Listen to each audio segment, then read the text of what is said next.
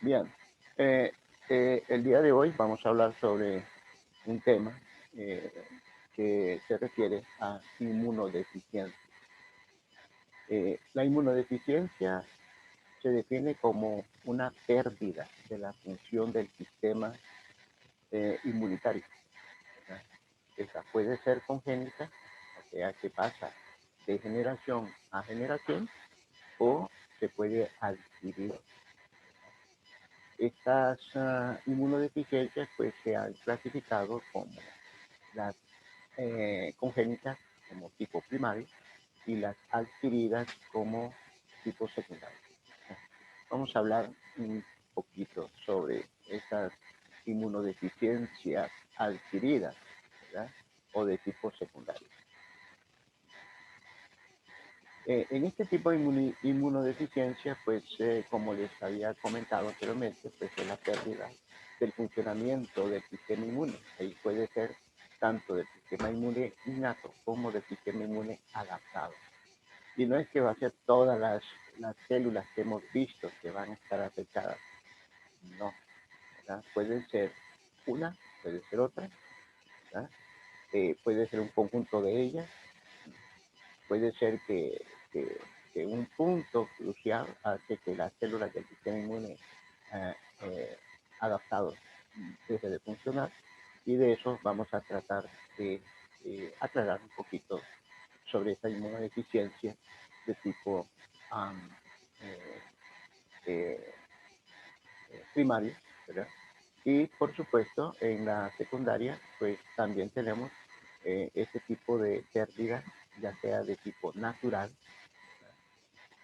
inducida, infecciosa, ¿verdad? Cuando hablamos de esa inmunodeficiencia natural, estamos hablando en una situación de las personas o de los seres vivos en estado de desnutrición, ¿verdad? También hemos visto nosotros que cuando hay envejecimiento, ¿verdad? Hay inmunodeficiencia natural, ¿verdad? Por involución del timo, ¿verdad? En el caso de los humanos, igual pasa con los otros mamíferos, ¿verdad? También la depresión, el estrés está relacionado con la inmunodeficiencia natural, ¿verdad? Una persona deprimida pues es mucho más susceptible a infectarse y a enfermarse, porque su sistema inmunológico está bloqueado, ¿verdad? Así como el estrés.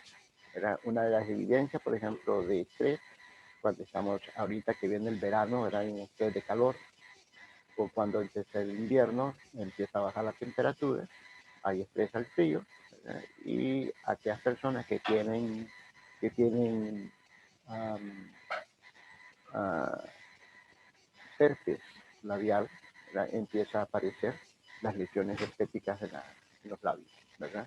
Por estrés. También vamos a encontrarnos con las personas que padecen de una autoinmunidad, entonces entran en una inmunodeficiencia natural. En cuanto a la inmunodeficiencia inducida, tenemos pues el caso de la terapia contra el cáncer, el caso de la radioterapia, el caso de la quimioterapia, ¿verdad? Que esto induce una inmunodepresión, ¿verdad? Esa es una inmunodeficiencia inducida. De esto ya habíamos hablado en una clase de inmunoregulación extrínseca. Igual en la inmunoterapia es una inmunosupresión eh, eh, inducida, ¿verdad? Y que se aplica más que todo para terapia con trasplantes de órganos, ¿verdad? El otro ejemplo que tenemos aquí es el caso de los agentes infecciosos.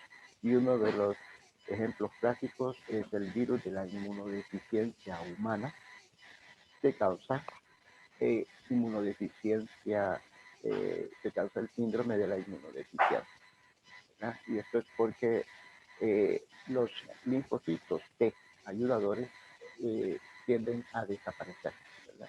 Al desaparecer, entonces el paciente infectado con este virus del VIH entra al síndrome de inmunodeficiencia, conocido como SIDA, con el nombre de SIDA. ¿Verdad? Bien. Vamos a hablar entonces algo sobre esa inmunodeficiencia causada por un agente infeccioso y el caso del virus del VIH. ¿Verdad? Aquí tenemos nosotros las partículas virales en un microscopio electrónico, ¿verdad? Y aquí tenemos una figurita de ese virus. ¿Verdad? Su genoma es ARN, y dentro de las partículas virales, pues vamos a encontrarnos con muchas enzimas, ¿verdad? Proteasas, la RNA la lactasa reversa, ¿verdad? Proteínas de superficie que sirven para poder ligar con el receptor de la célula. ¿Verdad? Aquí vemos nosotros una figura que nos relata cómo están conformados los genes que uh, se codifican para las diferentes proteínas. ¿Verdad? Hoy se conoce mucho sobre estas proteínas, cuál es la función que tenemos aquí en esta columna, ¿verdad? Tenemos el caso de la polimerasa, la lactasa reversa, y otra enzima como son las proteasas o integrasas que participan en el proceso, uno de la conversión del ARN a ADN, y luego ese ATN, ¿verdad? Se van al núcleo. Y hay unas proteínas que están involucradas, como la BTR, que participan en el transporte del ADN viral hacia el núcleo de la célula, ¿verdad? También tenemos aquí, hay proteínas de envoltura, como ser la GP120, que es esta que tenemos aquí, ¿verdad? Hay una P54, GP54, ¿verdad? Que es esta rojita que tenemos acá, ¿verdad? Y que estas participan básicamente en la interacción con la célula blanca, ¿verdad? No vamos a describir todo esto acá, ¿verdad? Sí, tenemos que saber que este virus pues está bien constituido, ¿verdad? Y es uno de los virus pues apareció de manera pandémica y pues la tenemos en todo el mundo, ¿verdad? ¿Cuál es el ciclo de vida del virus? Pues el virus lo que hace es una interacción con los receptores. Tenemos la GP120 interactuando con el receptor que es el CD4, ¿verdad? Y hay un receptor que es el CD5, ¿verdad?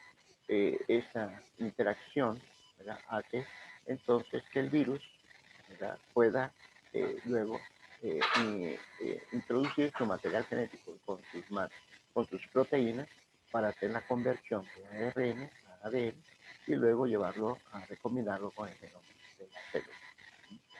Aquí vemos entonces que este virus, en estado lisogénico, se activa.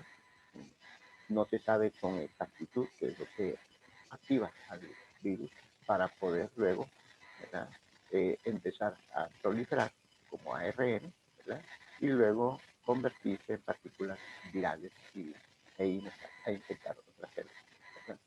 Esta parte, lo más eh, eh, llamativo dentro de lo que es el sistema inmune, es esta parte de la interacción del virus con la célula blanca, ¿verdad? Entonces, pues habla de vacunas, ¿verdad? Ya en estos siglo XXI, en estos tiempos, ¿verdad? Este año 2021 ya se habla algo sobre una vacuna contra el virus del HIV.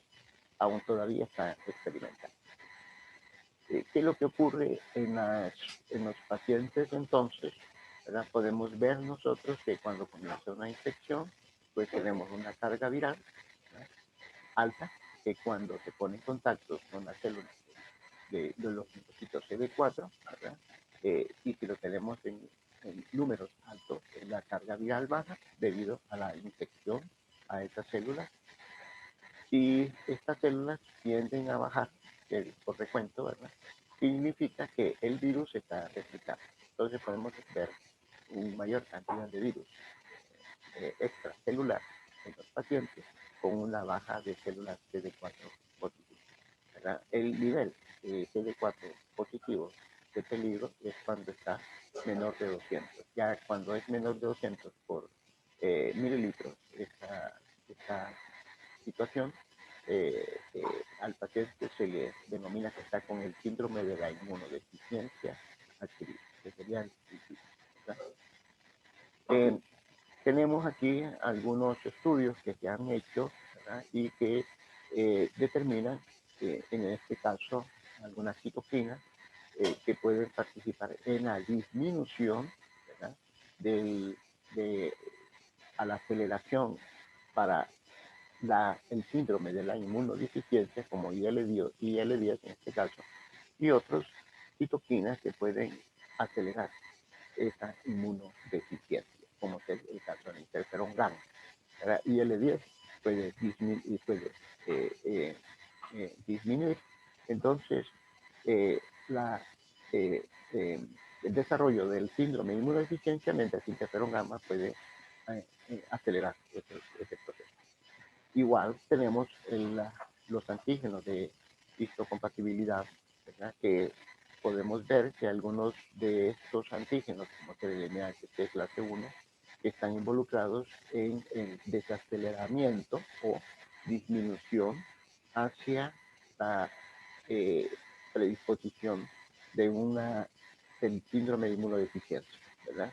Dentro de estos HLA se han estudiado el B27, B57 y el B35, y de esto se ve que el B35 es un acelerador, ¿verdad? Es un acelerador de la, de la, del virus del VIH para llevarlo a una inmunodeficiencia.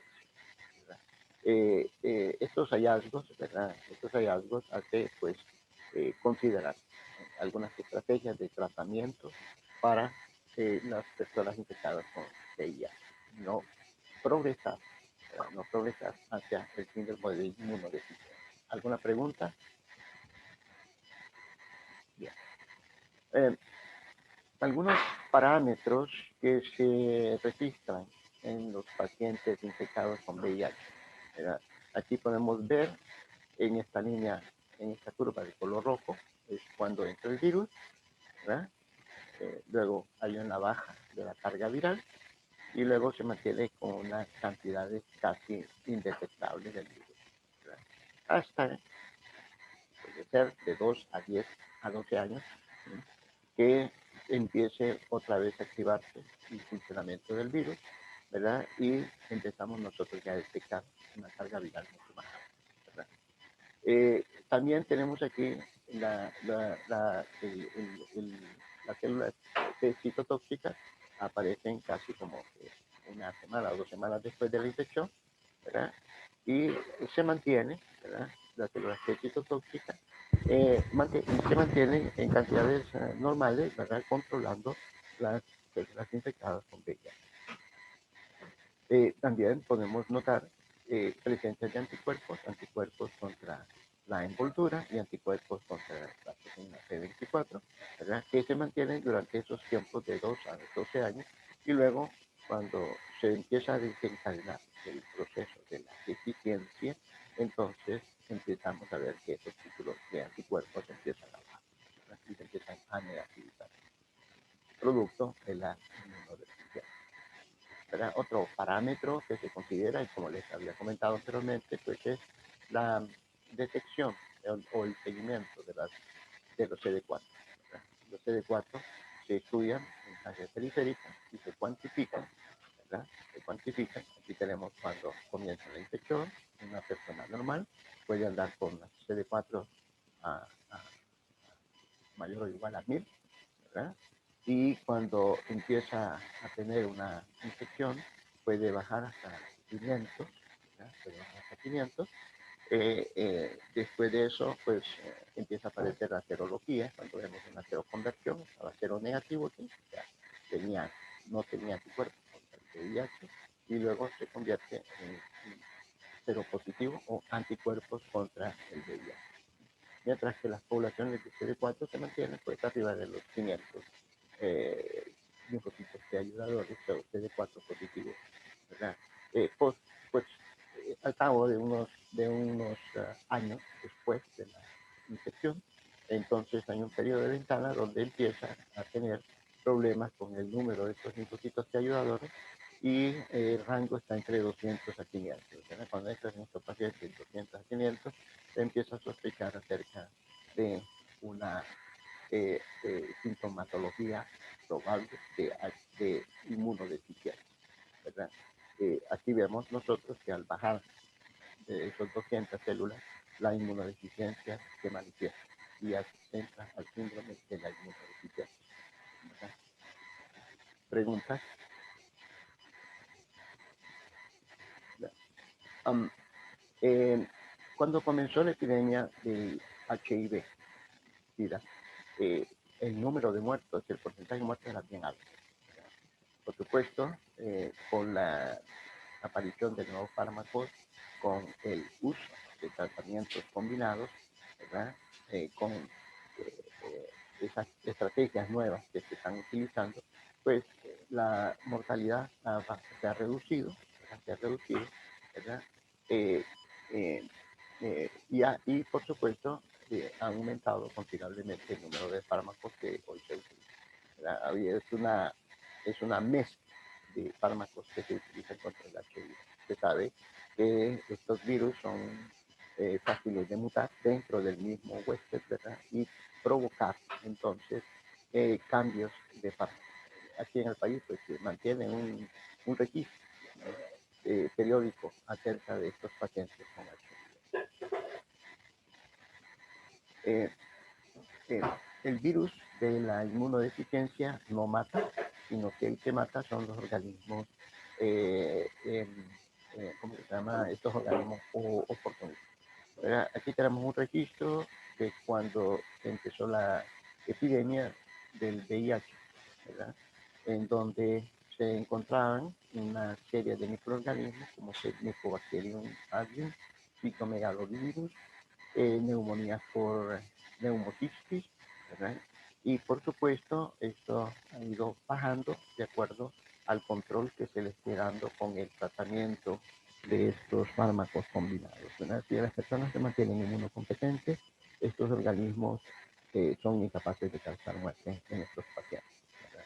No solamente estos organismos pueden causar muerte, sino que también pueden haber otros involucrados, ¿verdad? Se están haciendo estudios con toxoplasmas, criptosporidium, leishmania en caso de parásitos, en bacterias con tuberculosis, salmonella, en hongos con neumocistis, carine, cryptococcus, entre otros, y en virus con herpes, citomegalovirus, etc. Entonces, hay estudios y se siguen haciendo estudios con otros agentes de infección para ver ese efecto de la inmunodeficiencia de linfocitos TH1 si estos organismos se aprovechan para causar la muerte en estos pacientes. No solamente está involucrado en la inmunodeficiencia, sino que también se está asociando con alguna generación de neoplasias o células malignas, como es el caso de sarcoma de Kaposi, linfoma de Burkitt,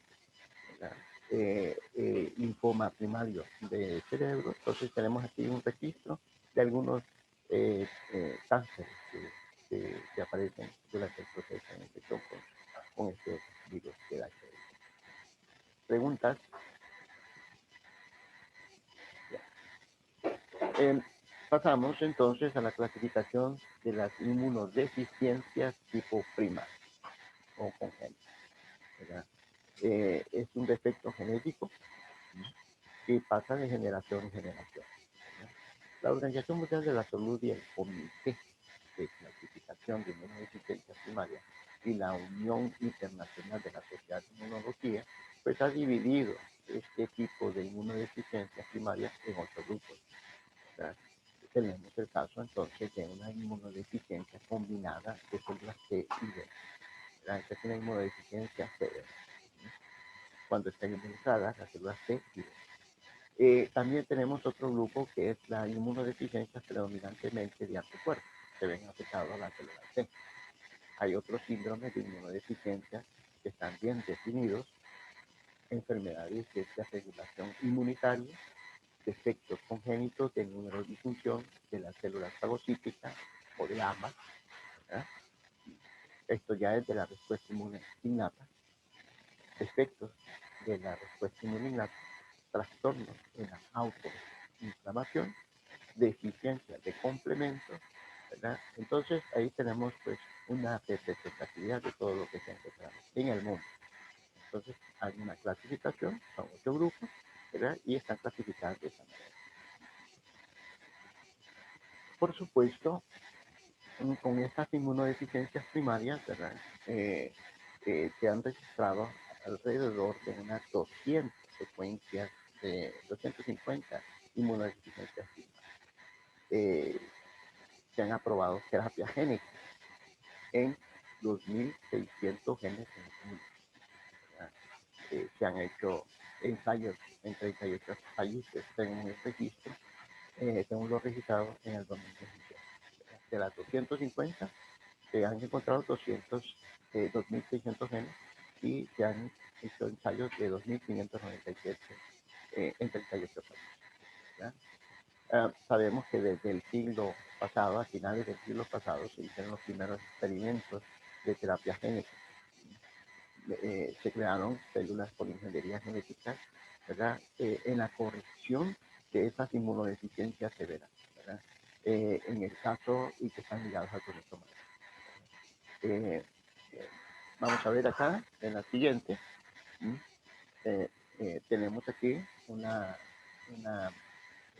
publicación del 2015, acerca de la terapia génica que ha sido aplicada en diferentes países, ¿verdad? Y con 2 o 3 tipos de enfermedades. Por ejemplo, tenemos esta enfermedad severa, ¿verdad? Tenemos esta que es una deficiencia en la síntesis de los ácidos nucleicos, es una mutación puntual. Tenemos esta que es el síndrome de Wisko-Aldrich, y tenemos esta otra que tenemos una enfermedad granulomatosa crónica. Y aquí tenemos los países en donde se han reportado, se han registrado estudios en hospitales públicos como privados, ¿verdad? Algunas empresas farmacéuticas han creado también fármacos para el tratamiento de enfermedades de este tipo, ¿verdad? Para la terapia génica, pues aquí tenemos algunos virus que se utilizan. Por ejemplo, retrovirus, lentivirus, este es un lentivirus, este es un retrovirus, ¿verdad? Retrovirus gamma, lentivirus, ¿verdad? Estos agentes que se utilizan están inactivados, ¿verdad? O sea, no se pueden replicar dentro de las células. Estos llegan como vehículos, tal como lo que estamos viendo actualmente con la vacuna contra el coronavirus, el COVID-19, tal como vamos a tener acceso a la vacuna del caso de la AstraZeneca, ¿verdad? O el caso de la vacuna Sputnik, que también es un virus inactivado, ¿verdad? Ellos llevan, entonces portan, en este caso de la inmunodeficiencia, portan el gen a reparar, ¿verdad? En el caso de la vacuna llevan el gen de la proteína que nos va a inmunizar. Entonces tenemos esto, ¿verdad? Tenemos los vectores y tenemos aquí algunos experimentos en poblaciones de personas que se han hecho estos estudios. Pregunta. Bien, vamos a ver entonces esas inmunodeficiencias. No vamos a verlas todas, por supuesto, vamos a ver algunas de ellas. Y aquí tenemos el caso de la inmunodeficiencia severa, ¿verdad? Por ADA, ¿verdad? ADA es una enzima llamada adesina desaminasa que participa en la síntesis del inosinato. Si ustedes recuerdan, nosotros vimos esta ruta metabólica de la síntesis de los ácidos nucleicos cuando estábamos viendo la producción de anticuerpos monoclonales, ¿verdad? Entonces, el inosinato es un precursor de de las purinas, ¿verdad? Esto, lo que ocurre entonces es que hay una mutación del gen que produce la enzima adenosina deaminasa, y esta enzima no funciona. Y cuando no funciona, entonces lo que ocasiona es un, eh, eh, una muerte de esta célula. Aquí vemos a dónde ocurre esta inmunodeficiencia severa y es a nivel de los precursores de los linfocitos, es a nivel de médula ósea. Y si estas células están inactivas, si no hay producción de ese precursor, ¿verdad? Lo que va a ocurrir entonces es que vamos a tener una deficiencia de linfocitos B y linfocitos T, ¿verdad? ¿Preguntas? Bien. Aquí tenemos otra inmunodeficiencia, ¿verdad? Esta ya no es básicamente por la enzima, ¿verdad?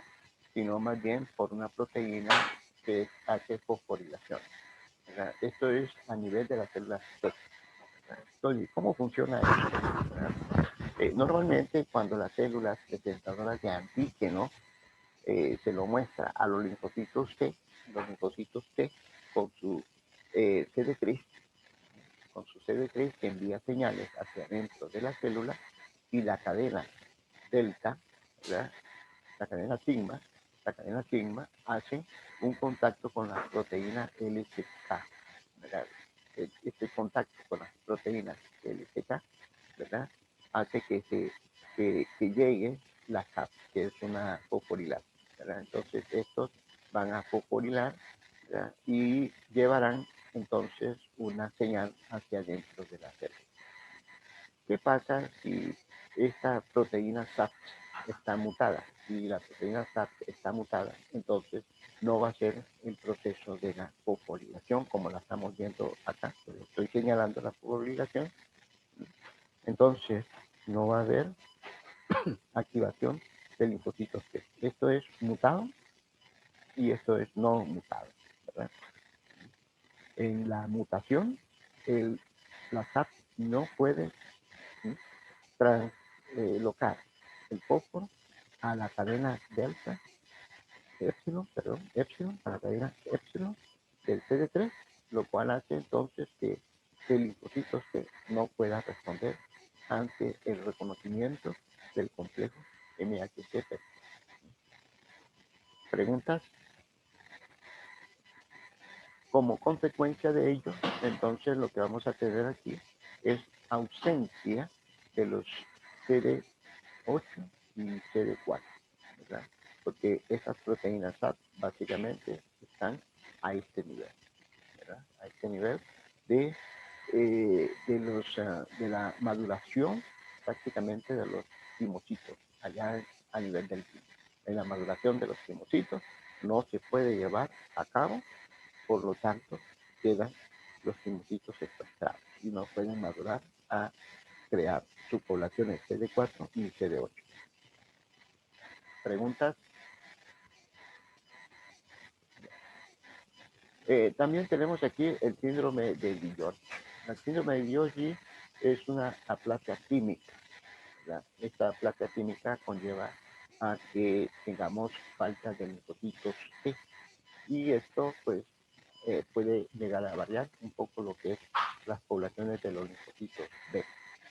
Por lo tanto, tenemos una deficiencia de T, ¿verdad? De T, básicamente, ¿verdad? B defectuoso para funcionar, lo cual es susceptible a cualquier organismo. Veamos esta aplasia química. Entonces, lo que ocurre aquí es que los precursores de los linfocitos que se generan, ¿verdad? Cuando ya están listos estos precursores de T para ir a madurar al timo, migran, pero no pueden encontrar timo. Y si no hay timo, no hay T ni linfocitos T, por lo tanto, no habrá CD8 ni CD4 positivos. ¿Verdad? Preguntas. Bien. También tenemos aquí un síndrome de deficiencia del MHC clase 1 y esto se debe a una mutación de las proteínas TAC. Si nos recordamos nosotros allá en el primer parcial, ¿verdad? Del MHC clase 1, vamos a tener entonces los proteosomas se van a generar los péptidos y luego tenemos las proteínas TAP, que son unas bombas ancladas en el retículo endoplasmático. Estas bombas tienen como propósito de transportar los péptidos hacia el númen del retículo endoplasmático, donde está localizado el MHC clase 1. Si estas proteínas TAP no están funcionando, entonces esos péptidos no van a poder pasar, por lo tanto, ese MHC clase 1 saldrá defectuoso y no va a poder interactuar con los linfocitos T citotóxicos o linfocitos CD8 positivos. Entonces habrá una falta de linfocitos T citotóxicos que se generarán a nivel de timo. Solo tendremos aquí linfocitos CD4, no linfocitos CD8 positivos. ¿Preguntas? Bien. No solamente esto ocurre, sino también puede haber defectos en el promotor del MHC clase 2, o sea, que hay ausencia del complejo MHC clase 2 péptidos, los cuales no van a generarse linfocitos T ayudadores o CD4 positivos, ¿verdad? Entonces vamos a tener CD8 sí, pero no vamos a tener CD4 por falta de MHC clase 2. Aquí es que no se produce la proteína MHC clase 2 cuando tenemos el síndrome del linfocito de Schmidt. En el caso del síndrome de Wiskott-Andrich, en el Wiskott-Andrich está asociado a los cromosomas X, ¿verdad?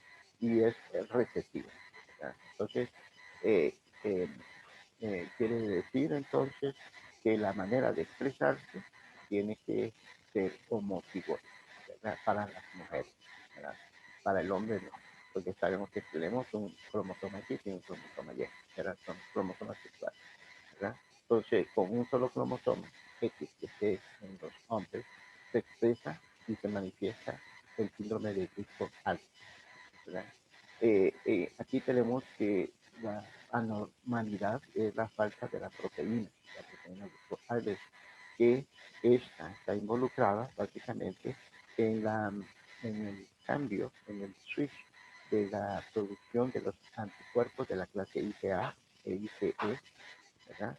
Se producen más de estos tipos de anticuerpos y menos anticuerpos de la clase IgG e IgM, ¿verdad? Además de esto, se presentan una trombocitopenia y hay una regulación, ¿verdad?, negativa por los receptores con los linfocitos T. Se ha visto que con este síndrome de Wiskott-Andrich, las pacientes son más susceptibles a infecciones por bacterias. Tenemos aquí también la gamma globulinemia, ¿verdad?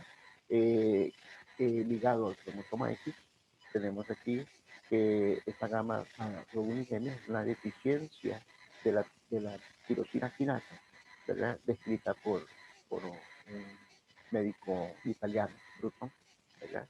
Entonces, estas células son inmaduras. Veamos aquí cómo es esto, ¿verdad? Entonces tenemos el gen que está involucrado en el proceso de la maduración de los probe, básicamente, preve, entonces se activa el gen, ¿verdad? Y continúa el proceso de maduración del linfocito B. Aquí tenemos un linfocito B maduro, pero cuando tenemos un defecto del gen, ¿verdad?, por falta de esa proteína tirosina quinasa, entonces ese receptor, ¿verdad?, no se desarrolla porque está mutado, lo cual ocasiona un proceso de secuestro, de maduración de esa célula C, ¿verdad?, lo cual hay una deficiente de presencia de anticuerpos en el suelo, ¿verdad? Entonces, en una inmunoelectroforesis, ¿verdad?,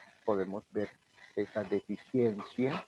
Aquí abajo podemos ver la inmunodeficiencia de las inmunoglóbulos, ¿verdad? Esa deficiencia, pues, si tiene este síndrome o esta hipogamma-globulinemia debido a la ausencia de la tirosina quinasa, entonces vamos a tener la respuesta de que se trata de inmunodeficiencia por esa pregunta. Bien. Um, también tenemos aquí otra deficiencia, un síndrome hiper-IgM, o sea, ligado al cromosoma X también. O sea que las células B se quedan produciendo IgM, ¿verdad? Se quedan produciendo IgM debido a que estas células pues no maduran, no maduran debido a que tienen esa deficiencia de maduración. Quedan produciendo IgM, lo más probable es que no reciben las tres señales, una de las señales está defectuosa, por eso es que el linfocito B no llega a cambiar su switch, ¿verdad? Está ligado al cromosoma X, ¿verdad? Entonces vemos aquí el portador es la mujer, ¿verdad? Si el hombre lo tiene, pues desaparece porque está afectado, ¿verdad? A este fenómeno, ¿verdad? Debido a su estado inmunodeficiencia, ¿verdad? Y vemos cómo es que el gen se disemina en las poblaciones debido al portador que es la mujer. Pregunta. Bien. Um, no solamente tenemos este tipo de deficiencias en cuanto a los linfocitos T, a los linfocitos B, ¿verdad? Expresión de ligandos, sino que también tenemos con deficiencia con células de la respuesta inmunitaria. Se nos va a acabar dentro de menos de un minuto, entonces los espero para que podamos terminar estos dos ejemplos de inmunodeficiencia mediante la respuesta inmunitaria.